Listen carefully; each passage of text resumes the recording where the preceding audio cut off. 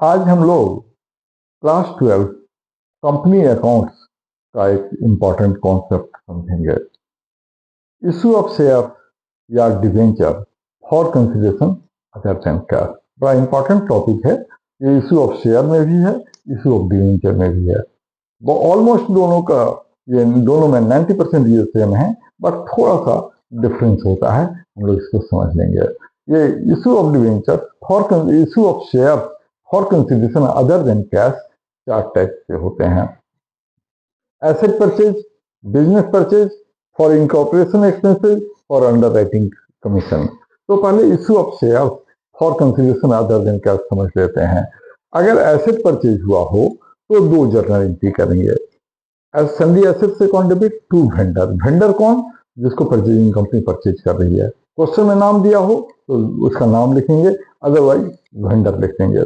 और जब उसे शेयर इशू करते हैं तो 2 ऑप्शन होते हैं। उसको पार पर शेयर इशू कर सकते हैं या प्रीमियम पर इशू कर सकते हैं। अगर पार पर इशू करते हैं तो वेंडर टू शेयर कैपिटल, और अगर प्रीमियम पर इशू करते हैं तो vendor to share capital to security premium. यहाँ एक बड़ा इंपॉर्टेंट पॉइंट है कि इन दोनों केस में जब शेयर इशू करेंगे या जब शेयर इशू करेंगे तो उसके नरेशन में नंबर ऑफ शेयर मेंशन कर देना चाहिए।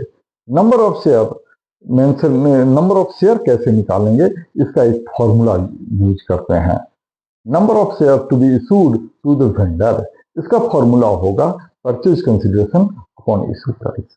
अब ये इशू प्राइस पर ज्यादा ध्यान देंगे। अगर शेयर पार पर इशू हुआ है तो फेस वैल्यू ही इसका इशू प्राइस होगा, और अगर प्रीमियम पर इशू हुआ है तो फेस वैल्यू में प्रीमियम को ऐड करेंगे तो इशू प्राइस आएगा।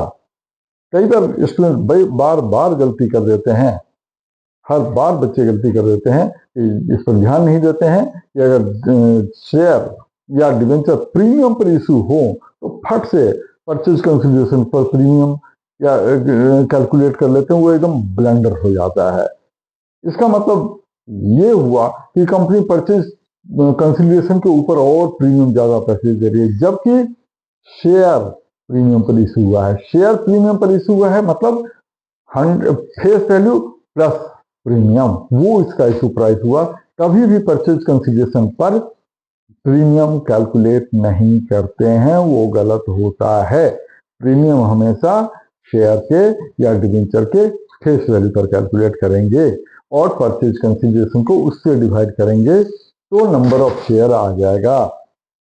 तो अगर पार पर इशू हुआ है तो वेंडर की जगह तो परचेज कंसिडरेशन का ही अमाउंट लिखेंगे, लेकिन शेयर कैपिटल में नंबर ऑफ शेयर जो वर्किंग नोट में कैलकुलेट करते हैं दैट इनटू फेस वैल्यू।